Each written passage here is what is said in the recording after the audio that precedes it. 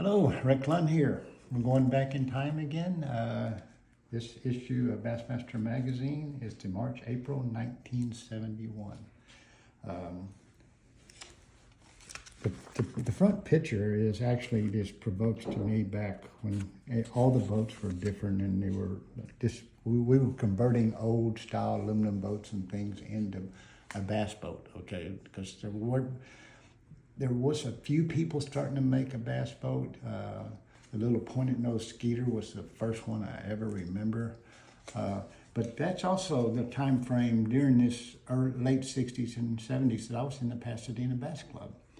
And so much of my fishing began there. And I'd fished with my dad, fishing ponds and creeks my whole life, but never fished big lakes. And boy, we realized real quick that this was a different creature.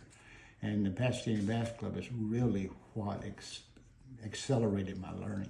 And I was very fortunate because in the club were some really good, the Pickens family, Pick, and they were so good shallow water fishermen, exceptional for their time frame, at least I thought they were. And then we had probably one of the greatest deep water fishermen I have ever met in the Bass Club, a guy named Bill Garland, a depth finder person, even back then. And he was magical with it. And he ended up teaching my brother, Randy Fight, and I call him my brother even though he has a last name because his mom was killed in a car wreck and when they were living with us. And I was a little, 7, 8-year-old kid, and it was natural that my dad and my mom kept them in the house and raised Randy and his brother Jerry. So he became my brother. He became eventually my partner in the Pasadena Bass Club. And I was terrible to him. I'd shoot him out. He'd make too much noise. I played my dad because my dad was always, when you were in a aluminum boat and you dropped something in him, you're going to scare the fish away. You remember back then in those days. So I know some of you do. But and again, these were just some boats back then that we were trying to convert into a bass boat. And there was a few people that were already making boats, that were fishing boats, but they really weren't bass boats. They didn't have the elevated decks. They didn't have troll motors. They didn't have deck finders. And I flipped through here, and I noticed a lot of things that bring back memories. But still, the one thing when I've gone through these that still amazes even me is how much Ray Scott and Harold Sharp, I give a lot of credit because of his Tennessee Conservation Bass Club, were really concerned and stayed on the ecology.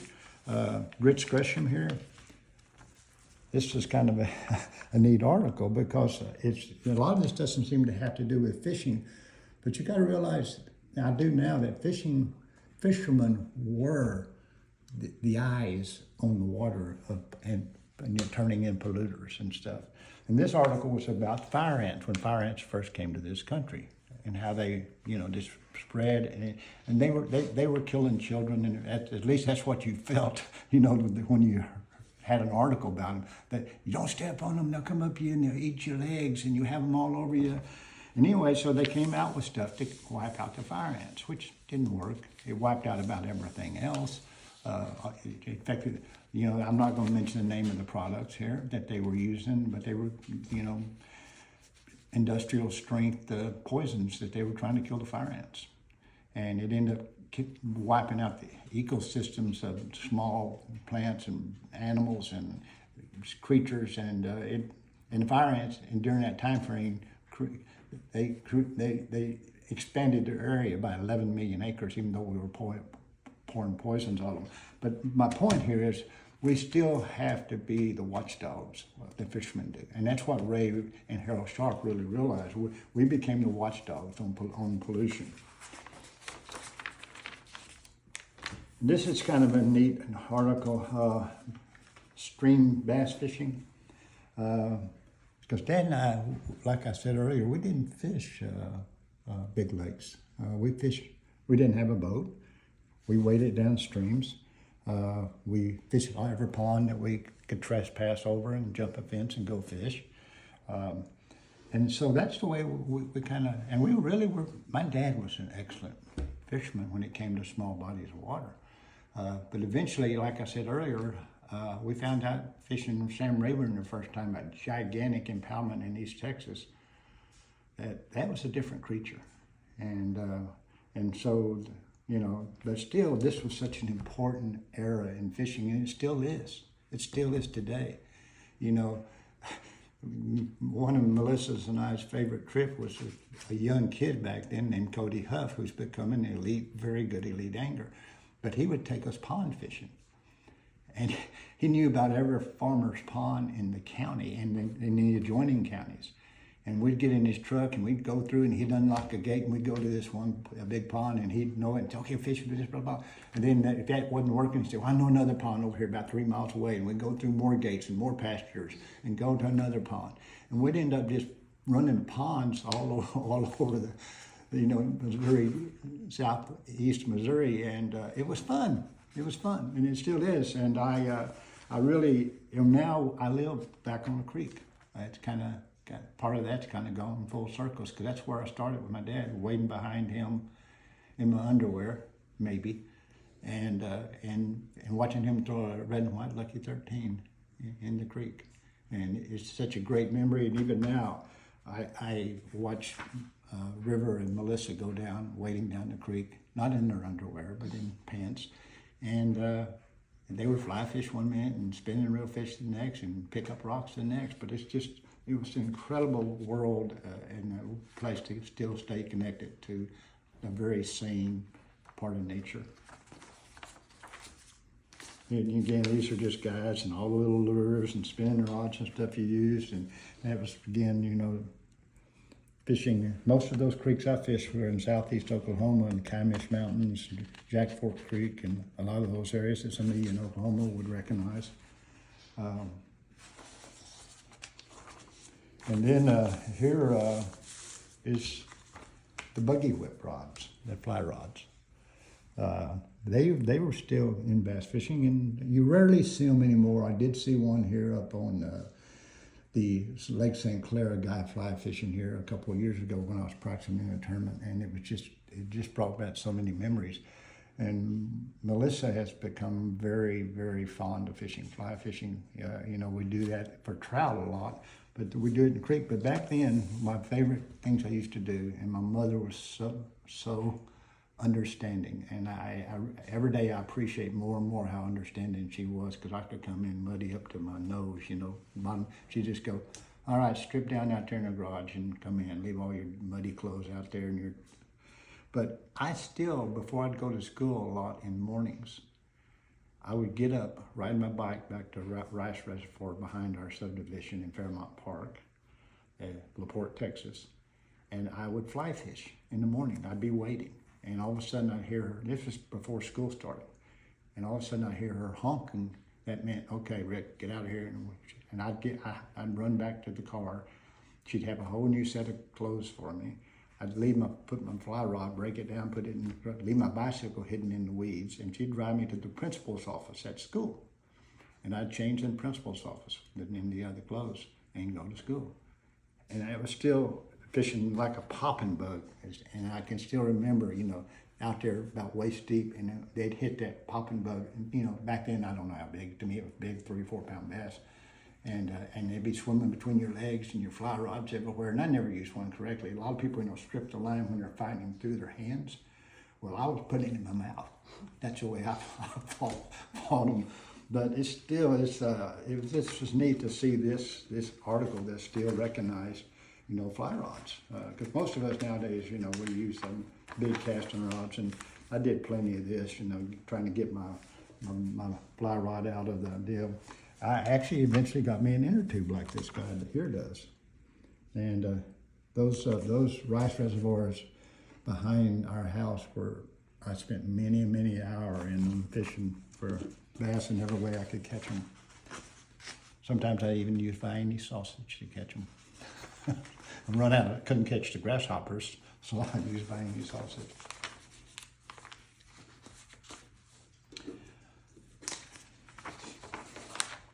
This is one of the first Ranger. Ranger became probably one of the biggest sponsors for bass, and this was one of the first boats that I saw that actually they started trying to turn into a bass boat. It had a raised deck.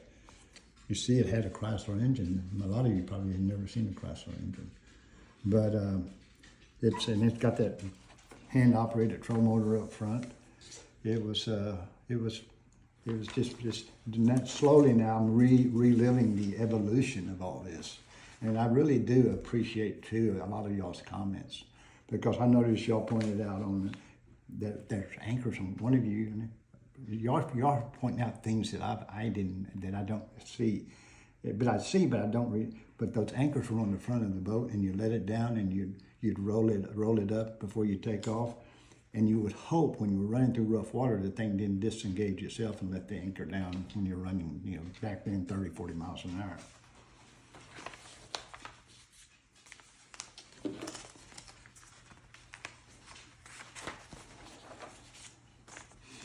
This is really, believe it or not, this was explaining why scoping works nowadays, and this is 1971. They don't use that term, but they describe the different levels of water in deep water and where the fish could live and where they couldn't. And if you look at this, it really shows, and it's just kind of a seasonal deal how this changes, but eventually, pretty much midsummer on, the fish can't be deep, because they can't live in that deep water for various reasons, oxygen and whatever. And all of a sudden I looked at this and said, look, this is actually telling us why those fish suspend so much and they stay around the bait fish so much, because the bait fish have to live in an area where there's food, and down here real deep there's no food. So this was really brought back memories that even though 1971 that the scoping and stuff did not start until just a few years ago, how there were people studying stratification of lakes. And back then we basically only concentrated on what we call the thermocline. Below the thermocline there wouldn't be no life, but this even broke it down in a few more layers. And you can tell this is a Southern magazine. They call them Yankees.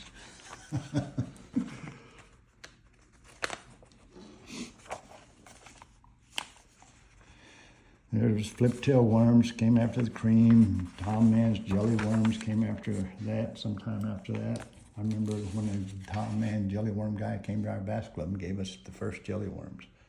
Why did we think blackberry and strawberry and stuff was going to really catch more fish?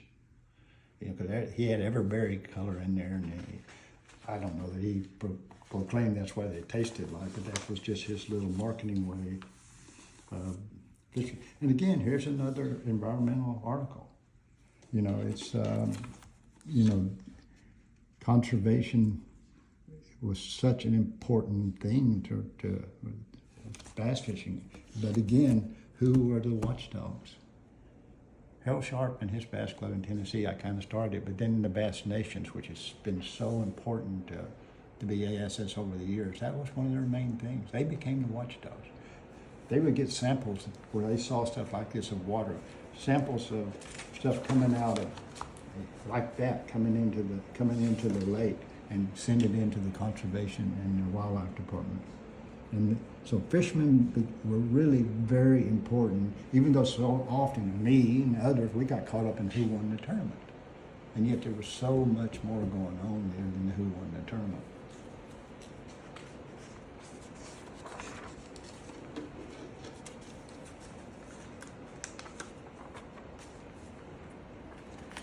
This ad hit me, and it kind of reminded me again, because I think this is 1971, and I think I hadn't totally flunked out of college yet in 71, but no, I had. But back when I was in college, which was probably in the late 60s, my first reel I ever bought, and I don't know how I ever got the money to buy it because I was broke when I was at college. There was a little tackle store on Town Lake in Austin, Texas. And that's where all the bass fishermen hung out. And every time I could get over there, I stayed around that little store, just wandering the aisles. And there was actually back then, I mentioned in one of the earlier deals, that Jackie Hewlett and Johnny Mays, they were the Austin Bass Club guys, and they would come in and you'd have who'd caught the biggest, on a chalkboard outside the little tackle store, it was who'd caught the big bass that week, and how big was it, and what did they catch it on. And I saw a Zebco, it was actually that one right there. that little black one. I forget what it was, model-wise. And somehow conned my mom or dad into sending me money, which they thought was going for books. And I bought this Zepco spinning reel. And that's what I used to fish at that time in Town Lake. You know, and I also, you know, one of my biggest sources of income when I was back in that was going to the library, but I wasn't studying. I would reach down in the couch cracks and find quarters that fell out of people's pockets. So, and a lot of that went from plastic worms or whatever lure I was using back then.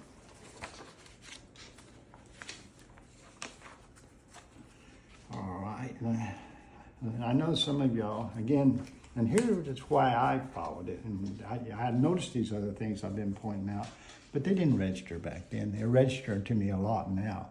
But I followed it to see Bill Dance, and look at who's first and second, Bill Dance and Roland Martin.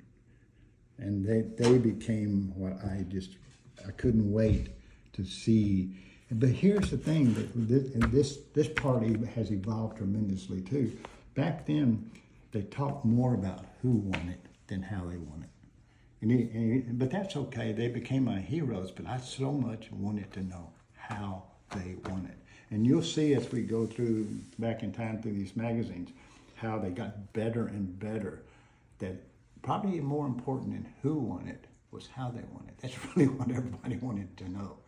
And that's really what I, you know, eventually we'll see as we go through this, you know, how that evolved. I don't know why I wrote Mike and Malcolm's name on the back of these guys, but I had a habit of making notes in the magazine, underlining things. But this is again the issue of 1971, March and April.